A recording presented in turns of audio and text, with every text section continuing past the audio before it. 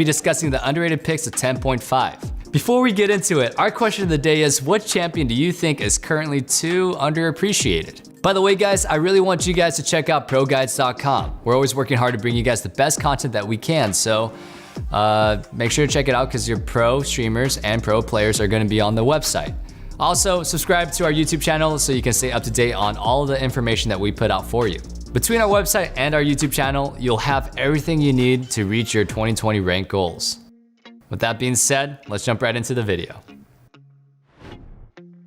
Speaking of jumping right into the video, the first champion we're going to be talking about is Zac.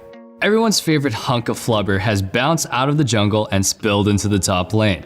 Zac's tankiness and base damage has always made him a decent brawler, but nothing you'd pick over another tank. With the introduction of Conqueror, however, Zac's finding some success. His Q is a great trading ability with his ability to knock his targets together, and his W can help him wave clear. His E is a slingshot and is one of the best engages / escapes in the game. And his ultimate buys him a little extra CC time on the clock as well as dispersing team fights. What really makes him good now is that his passive synergy with Conquer. Every time Zac hits an enemy with an ability, a blob drops onto the ground, and if he picks it up, it heals him for a chunk of his health. So in a fight where Conqueror's healing is fully stacked, blobs are basically a nectar of life, and Zac is almost impossible to kill.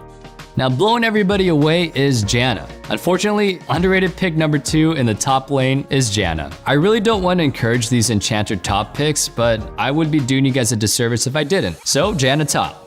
We thought the enchanter tops were gone, but they're not. Basically, Janna gets a lot of inherent movement speed with her W passive, and leveling her W also gives her some strong trading power. So you clear waves top with Q if you need to, harass with W and keep yourself alive with shields, and you use R to push away anyone that tries to kill you like you deserve. As with other enchanter tops, your goal isn't to win lane, it's to just clear a wave and roam and support your team with your overloaded utility. Clear a wave, roam, and support. Rinse and repeat until the other team starts DCing. I'm not sure which top laner at Riot irritated the balancing, but I'm willing to send apology flowers on their behalf. Next up is Ivern. To no one's surprise, Ivern is underrated again. If you remember our OP picks videos from a few days ago, we recommended Nunu as a strong pick. Well, due to the no-effort jungle clearing nature of their kits, Nunu and Ivern tend to go hand in hand when the meta shifts in their favor. They both excel in the jungle and objective control. The difference is that Ivern is a little bit more supportive than Nunu is. With the meta starting to show love to enchanters again, Ivern is growing in power. His Q is a long-range route that lets you and your allies engage on ganks. His W lets him grow bushes to obscure vision, and his E is a pretty hefty shield that explodes and slows. And his R summons Daisy, blue buff's overgrown cousin. Use Ivern to counter jungle your enemies and protect your allies. Plus, when Ivern takes a buff camp, it creates a copy of that buff that an ally can grab. Sharing is caring. Next up is everyone's favorite Happa, Shyvana. I truly don't understand how so many people are still sleeping on Shyvana. The half-dragon lady of the jungle specializes in taking dragons. That's literally all her passive is. It's just some tank stats doing more damage to dragons. And if she takes a dragon, she gets more tank stats. Is that like half cannibalism? Is that how it works? I don't know. And what's this about meta, kids? Dragon control. That's right, this meta is about dragon control. And Shyvana is remarkably capable of sneaking the first dragon or two before the enemy can even think about it. Right now, AP Shyvana is queen. Her E's fireball does a stupid amount of damage and it's actually kind of infuriating. And the more Dark Harvest stacks you acquire, the more likely it is to pop you, and the hitbox seems kind of ridiculous too. Especially in her dragon form, her E does a stupid amount of damage, but bigger. Beyond that, she has an auto attack augment on her Q, but that doesn't really have anything to do with the fireball, so who cares? And your ult is a leap into dragon form that lets you get closer to your target so you can use fireball. Complex stuff, but I have faith in your ability to puzzle it out. Bird is the word, baby. That's right, Anivia's back as our first underrated pick in the mid lane. Anivia is another one of those champions that brings out so much utility and damage to the table that she's very rarely an awful pick. It's just hard for her to find function in high damage metas. With things shifting back towards tankier comps and team fights, she's finding herself in a pretty good spot though, even if people don't know it yet. Anivia has some of the highest base stats in the game, and her wave clear and zone control is almost unmatched. Her Q does an insane amount of damage. Her W is great for zoning and playmaking and messing up your teammates, and her E does an insane amount of damage. Her W also will set up an ice field that gnaws away at their health bar if they try to get through it. Sure, you could approach Dragon, but you'll have to make it through a wall, a blizzard, and a few of the world's deadliest icicles to the dome to do it. If you make it through all that, you deserve the Dragon. I mean, you still won't get it because she'll just put her ult back on top of you and kill you, but you totally deserve it for the effort. Talking about Anivia was nice, but as per usual, Pyke is here to ruin my happiness, and yours as well. Who would have thought that when you take the support role, a role that already has issues being abused in other lanes, and then you intentionally make them an assassin, it'd be hard to rein in. Riot spent a good chunk of last season trying to kill Pyke's ability to solo lane, but guess what? Solo lane Pyke is as annoying to kill as my bad habits. I guess after they nerfed him, he went in and sat in a bush for a few seconds to heal up to 80% of the nerfs. Because he's still in mid, still wave clearing with Tiamat, and still roaming to other lanes with his W movement speed and E dash, and still executing enemies. I legitimately don't know why this champion design got signed off, but people mistakenly think it isn't a thing anymore. So abuse it until Riot notices it and nerfs it again, please.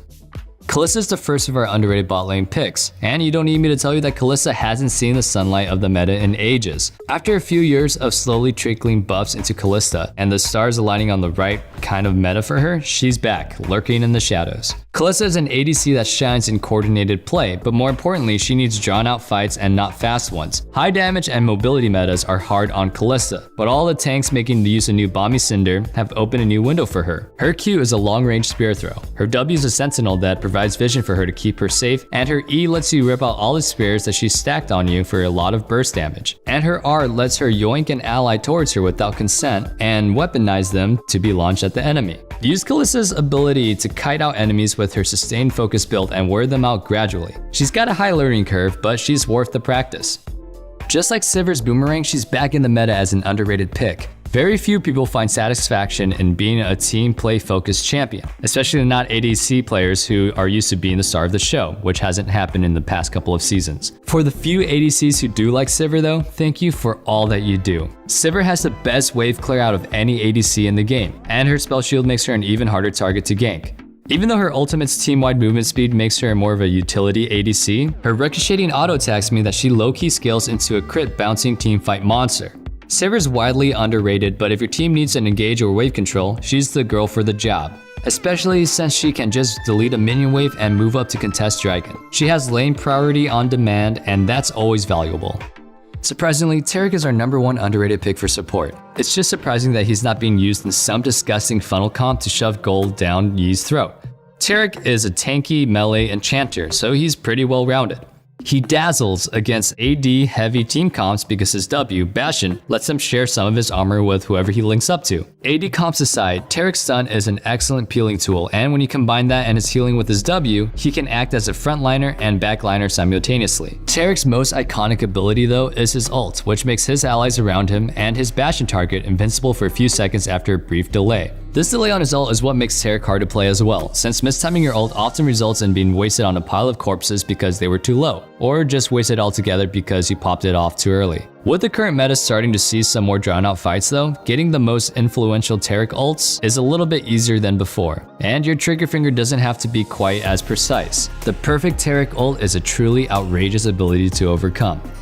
As we've said, enchanters are on the come up, which means that Lulu is on the rise. She's not quite as prominent as Nami and Janna right now, but she's always one of the best options for facilitating a hyper carry and foiling enemy plans. A few patches ago, her E got a buff to its cooldown, so she's a little bit stronger in lane now with her new ability to shield or poke more frequently. This choice between two uses is spread across the entirety of Lulu's kit actually. Her Q can be used for an extra bit of poke damage, or you can choose to prioritize its slow to peel for your carry. Lulu's W will polymorph an enemy into some kind of adorable critter depending on what skin you use, but using W on an ally will give them more movement speed and attack speed to help them dominate a fight. Finally, you can choose your ult on a frontliner to help you engage and make more impactful entries to every fight, or you can save it to keep your carry alive. Lulu is a flexible pick, and making the right choices will often be the difference between a win or a loss. Thank you guys so much for watching this video, and make sure you check out our website proguides.com as well as our YouTube channel for more content such as this. Again, my name is Nathan Ng, and if you guys want to check out my Instagram at Nathan_ING, I'm not opposed. And yeah, I'll see you guys in the comment section down below and in my DMs. Peace. That was weird. That's not a cool thing to do. Bye, guys. Silence makes me so uncomfortable. Can we cut? Are we done?